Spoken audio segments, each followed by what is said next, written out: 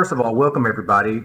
Today we have another guest speaker, Mr. Bill Jackson. Mr. Jackson, Bill, what would you prefer me? What would you prefer as far as When you start saying Mr. Jackson, I'll start looking for my dad. So Bill is what I go by. All right, Bill, it is. Bill, could you start off by telling us a little bit about where you're at and what you do? Sure. I am currently on the Ouachita National Forest with the U.S. Forest Service as the Forest Recreation Program Manager. Now, that's my working title. In government, you always have an official title, which is, for me, a natural resources specialist. But my working title is a forest program manager. And we have 150 designated developed recreation sites on the 1.8 million acres here of the Ouachita National Forest that extends from central Arkansas here over into eastern Oklahoma. And how long have you been with the Forest Service there, or in your current position, or with the Ouachita? I've only been with the Forest Service now for 5 years, and that was after a 35-year career with the U.S. Army Corps of Engineers, working here in Arkansas, Tennessee, and Kentucky. So you have a connection to Kentucky as well. I moved here from Eastern Kentucky University about maybe about 8 months ago, I guess at this point. I spent a lot of time in Richmond because it was wet and everywhere else was dry when I was living over there. So, plus it being a college town, it was always good to. Yes, I lived in Harlan County, Kentucky for 5 years. So Okay. if you know what's that. Yeah, I did quite a bit of work with the Daniel Boone. We worked on the Invum a couple different times, and then did some other work related to various stuff they've got going on. Bill, let's go back a little bit. Where are you originally from, or where did you grow up? I'm originally from here in Arkansas. I'm out of Arkansas in the headwaters of the Ouachita River. And, being that Mount Ida was completely surrounded by the Ouachita National Forest, and, fellow schoolmates, their parents working for the Forest Service. And then I was influenced by TV and Lassie and, movies of the Forest Service. That was my goal. I was planning on working for the U.S. Forest Service. And the summer of 1980, before I left to go to Arkansas Tech, I did work for the Forest Service for that summer. And that was after summer of 78 being introduced to really the Forest Service workings as a youth conservation corps member at Camp Clearfork. So that kind of set me on the path to work for the Forest Service. But my freshman year at Tech, I realized that, oh my gosh, there are lots of great opportunities, and I moved my direction towards working for the Army Corps of Engineers instead as a park ranger, and that's kind of the career path I took upon graduation from Tech. So, as I said, I got on full time with the Army Corps of Engineers at Gray Lake in Arkadelphia, and I was reaching for the next promotion, so I realized you had to be mobile. And I ended up in Tennessee working for the Nashville District Corps of Engineers. And that also led me to live in Kentucky for about 15 years of my adult life. So that's after being gone from Arkansas for 20 years, I finally got the opportunity to come back in 2005, back to Lake Ouachita, where I started out as a temporary. And then in 2016, that full circle of my career goals came back, and I went to work for the Forest Service here in downtown Hot Springs. So, just to give the folks watching this a little bit of background, what did you study at Arkansas Tech? Oh, I got a degree in park administration. So that was the booming thing during that time. If you wanted to be a park ranger or work in parks, you got a degree in park administration. And at that time, we were putting out, 50 to 60 graduates a year. And, the Arkansas Tech had set up programs with the Corps of Engineers, and that was really the direction that most of my schoolmates went, working for the Corps, because they had at that time, they called it the co-op program. Now they call it the Pathways, and different names for it. But that was an avenue. And also, Arkansas Tech was the only school in the state of Arkansas that had this degree program. Sure. So like I said, my original goal was I was going to get a degree in forestry. And college career day, two professors from the University of Arkansas at Monticello, when I told them my plans, they both started laughing at me because I said I want to work for the Forest Service after graduating. They said, "Yeah, you and about 25,000 graduates every year. Yeah. You have to get your master's." So I walked two tables down and signed up at Arkansas Tech to get a degree in park administration, and I have not regretted it one day. Well, so during your time at Tech, what were you beyond just going to classes? What are some other things you were doing? What were you involved in, or what was your outside of the classroom experiences? Well, my freshman year, I was in the band of distinction there at Arkansas Tech, and that got me through my first year on a scholarship. And then I began working, but there in the school, I was involved, of course, with the Recreation and Park Club. But before I graduated, I was the president, and then working to work myself through school with the Polk County Emergency Management System there with the ambulance service. Mm-hmm. So those contacts and learning those skills that later on helped me even after graduation. So We lost the audio. There we go. Those are some of the activities I was involved in. Is involved in the community, and then the RP club there at Tech. After you graduated, what was your I guess when you graduated and you looked into the job field and all that, what was your game plan or your 5-year or 10-year plan at that point? And maybe how did that change as you started going through your initial career moves? Well, I graduated in December of 1985. I finished my degree plan I graduated in May of 85 because at that time they only had one graduation. And I finished my degree in December of 84. And my goal was to be the youngest superintendent at Yellowstone National Park.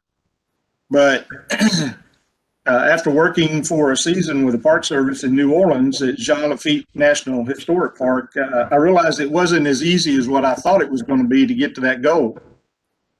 So then I set my goal of being the youngest manager at Lake Ouachita because that was my dream job then too. And again, I realized that you had to build relationships with those around you. And even though I had worked the summer months, that I really not had checked off those necessary boxes and done those assignments needed to attain to those positions. Sure. So after graduation, I set a goal of being able to make it to a GS5 permanent, to a 7, to a 9.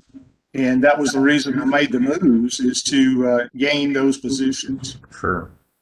And Jean Lafitte was the pirate down there, right? That is exactly right. That is what the park is named after. That is good.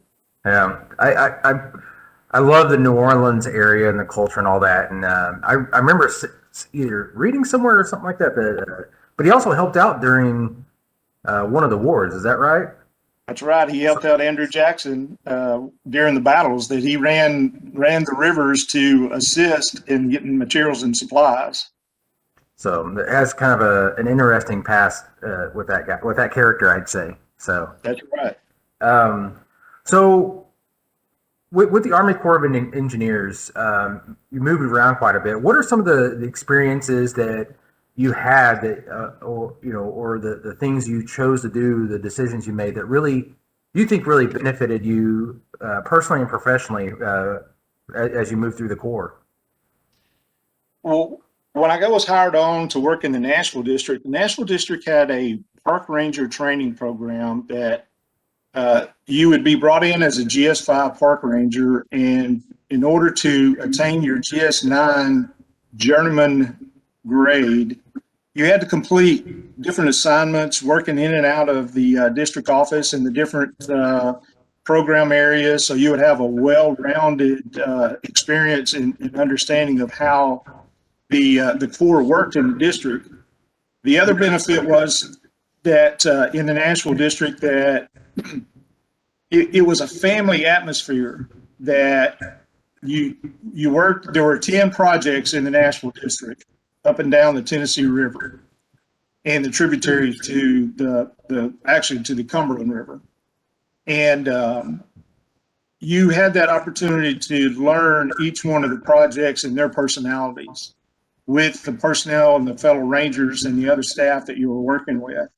So it gave you a well-rounded background. So once you did attain a supervisory position, you had a wide range of understanding how to deal with different personalities in the staff that you'll be working with.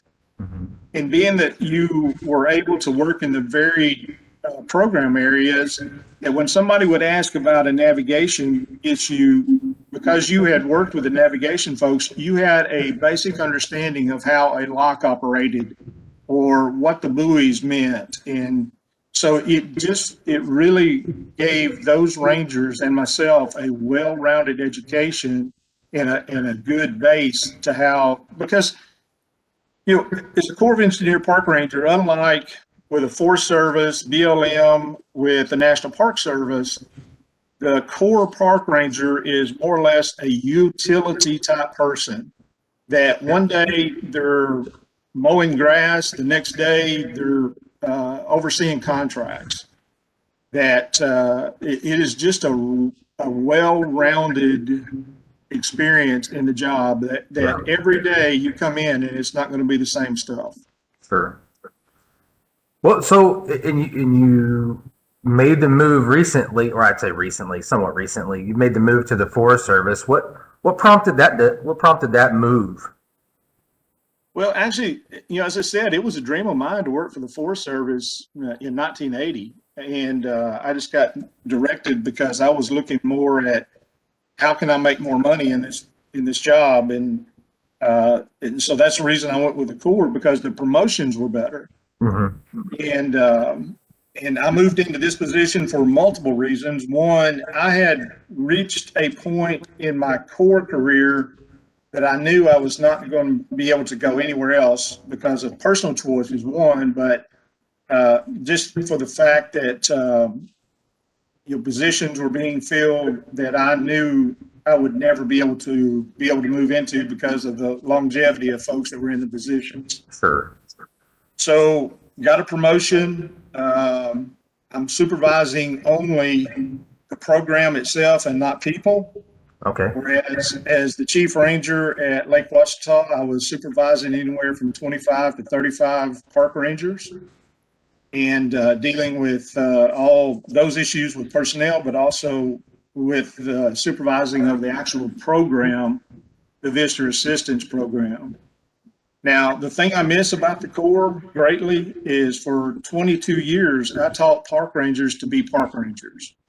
So just about every park ranger that is working now has gone through one of my classes to learn about the background of the Corps, how to protect themselves with basic personal protection, how to talk to people when they're yelling and screaming and calling you every kind of name in the book.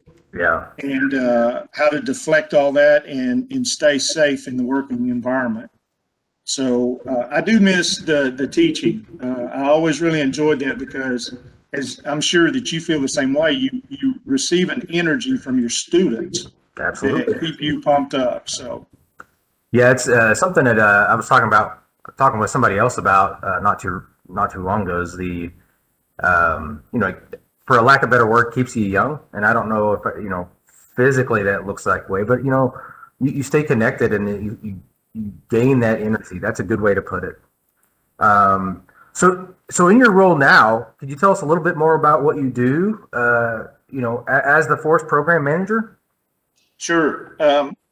We have 5 ranger districts here on the forest, and in each one of the districts, we have recreation staff that provide oversight over their recreation programs. So my key role is to provide support to them, whether it be ensuring that everything is in accordance with policy and regulation, to ensuring that the money is there for them to do their programs, provide them insight on opportunities to leverage what opportunities we have using volunteers, partnerships, and seeking funding sources in order to enhance and maintain their recreation program. So we have about 1,000 miles of trails. Like I said, the 150 developed rec sites. We have 2 wild and scenic rivers, and we have 6 wilderness areas.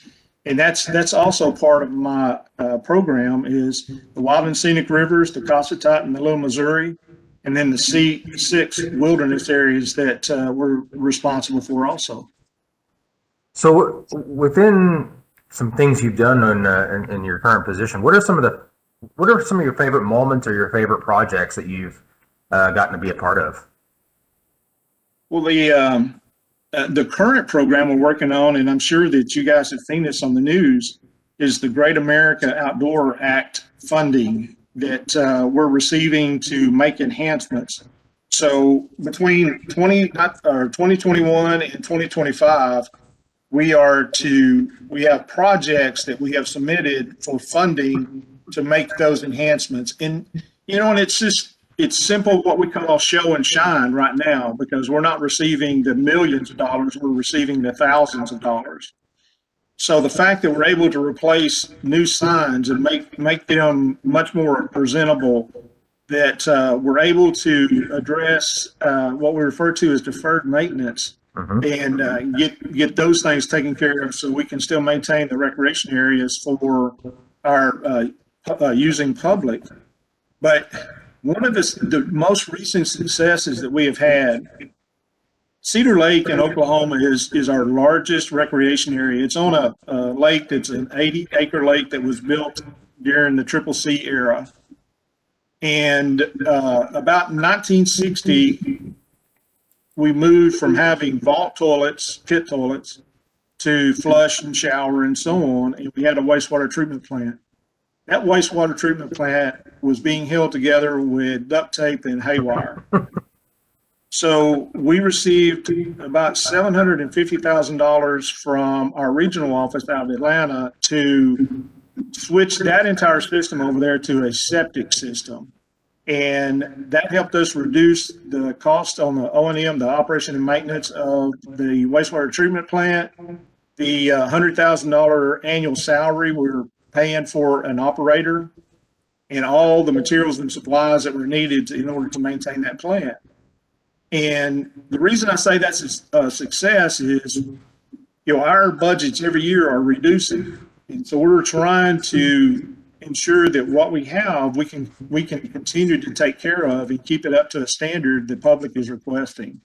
So by switching off that wastewater treatment plant, that has been a huge success for us. And I'm glad that we're seeing the sunset on that plant being buried right now and done away with. Yeah. Well, so one thing I love to ask folks is, if you weren't where you're at now, if you weren't with the Forest Service or Army Corps, what would be your dream job, or what would be the job you would have if you could pick any job in the world? Well, when I left Arkansas in '85, I did not realize I didn't realize my pot of gold was right here in this state. Mm-hmm. And in 1984, when I got out of school there at Tech, a beginning salary for an Arkansas State Park Ranger was minimum, less than $9,000 a year. And while there were benefits and so on, a GS4 government employee park ranger was making $14,000, and with less responsibilities and so on. But my dream job would be working for the Arkansas State Parks at one of the mega parks here, whether it be Mount Magazine, Pettigene. And the reason I say that is I am Arkansas deep rooted. Mm-hmm. And as I said, my pot of gold was found right here in this state. And I enjoy sharing our backyard with others. And had the money been right, I would have gone the state park route. and just been staying right here and maintaining the 52 parks right here in the state.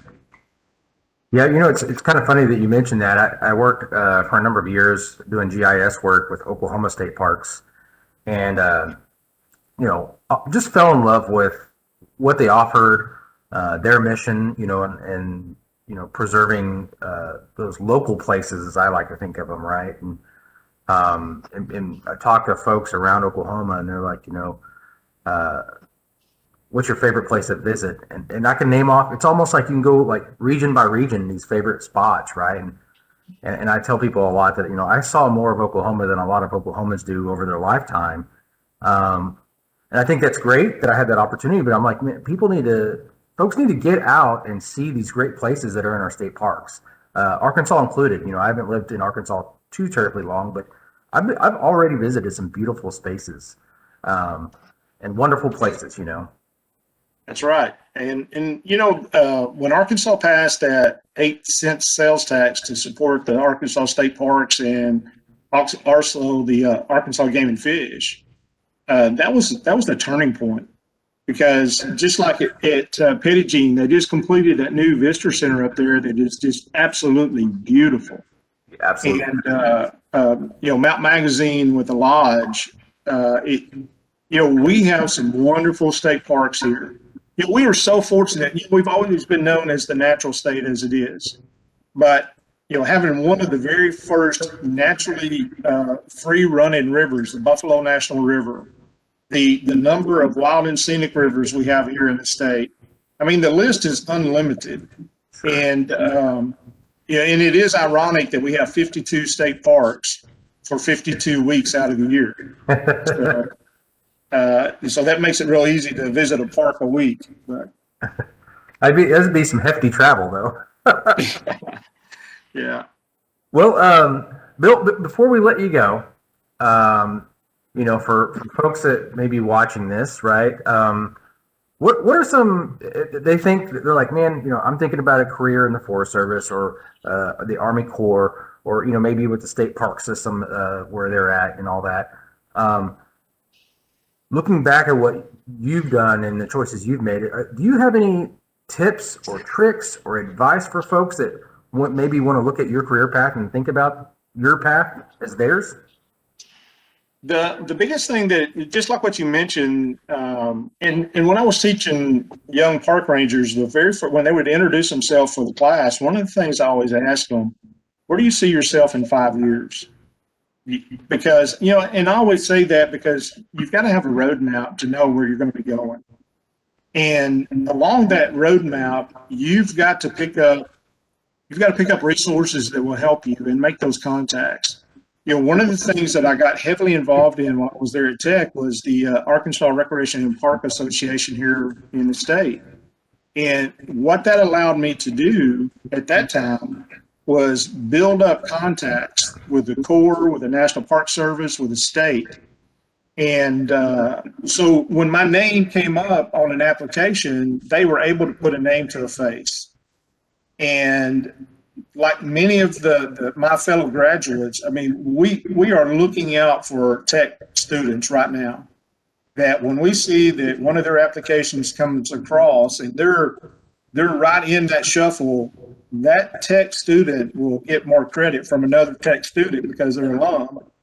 And look at that, as long as they meet all those requirements. But one of the greatest advices I try to give to students who are reaching or even beginning their school year is, don't think that any job is beneath you, that you start out as a maintenance man working and picking up trash and mopping floors, that those skills will come to help you later on. Sure. And that build those resources, build those contacts. And that's the reason I always try to share my information when I attend these classes, that if you have any questions about working for the Corps, and I can share that with you. If you have any questions about working for the Forest Service, or how to put together a resume in USA Jobs, that use us as alum to help you, get that step in the door, Right. because that's what it's all about. Yeah, and then I'll certainly, if any students want to reach out to you, I'll certainly share your email if that's all right. Oh, sure, sure. Well, Bill, I appreciate taking the time to meet with us in this morning, and I know that you and I talked about in the future bringing you on campus. So I think next semester in the fall we're supposed to be back to normal, whatever that may look like. But I'd like to have you join us real soon. Oh, sure. Feel free to call me anytime, and I'm looking forward to getting inside Williamson again. Right? Yeah, we all. I'll try to share. I'll send you an email with some updates of what we've got in that regard too. So I've been following on Facebook that I'll see those the activities going on and sheetrock's going up and all that. So I'm excited. I am so excited about that. yeah, I think the new target date is mid fall for us. So initially it was going to be August, but like every construction project, right? There's always delays or things change. So, but as long as it's sometime in the fall, I'll be very happy. So, Sounds great. Like I said, I'm looking so forward to it. well, sir, I will let you go. I know we'll be in contact otherwise, but again, thank you so much for joining us this morning, and enjoy your week. All right. Thank you. And thank you for inviting me. Absolutely. Have a good day. All right. Y'all too now. Bye bye.